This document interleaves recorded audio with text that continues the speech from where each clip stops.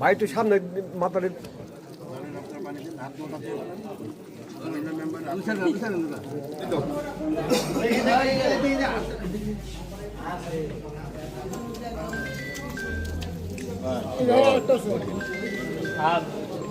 রিজভী হলো জনগণের নেতা, জনগণের কথা বলে।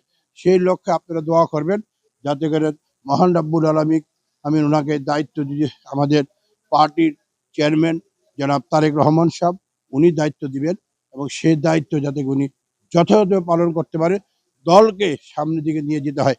একটি কথা মনে রাখবেন, সরকার বিএনপি সরকার তারেক রহমানের সরকার ক্ষমতায়, একটি সরকার তখনই ক্ষমতায় হয় যখন তার রাজনৈতিক সংগঠন শক্তিশালী হয়, তাহলেই ওই সরকারও শক্তিশালী হয়।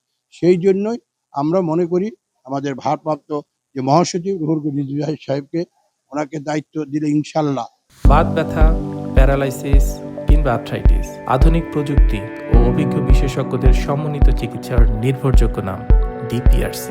অবশ্যই দল আরও সুসংগঠিত হবে, অনেক মজবুত হবে এবং আমাদের আজকে যে মহাসচিব থেকে যে উনি রাষ্ট্রপতি হচ্ছেন ওনাকেও আমরা অভিনন্দন জানাই।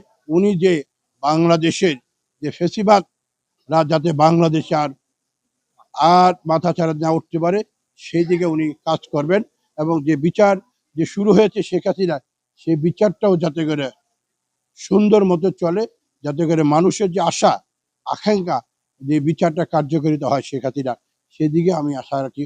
আমাদের মহামান্য রাষ্ট্রপতি আজকে হবু রাষ্ট্রপতি মির্জা আলমগীর সাহেব, তার কাছে আমাদের অনুরোধ, আপনি দেশটাকে সামনের দিকে নিয়ে যাবেন। আপনার অনেক অবদান আছে বাংলাদেশকে এই ফেসিবাদ মুক্ত করার জন্য। সবাইকে ভালো থাকুন, ধন্যবাদ। শহীদ অমর হোক, খালেদা জিন্দাবাদ, আমাদের নেতা তারেক রহমান জিন্দাবাদ।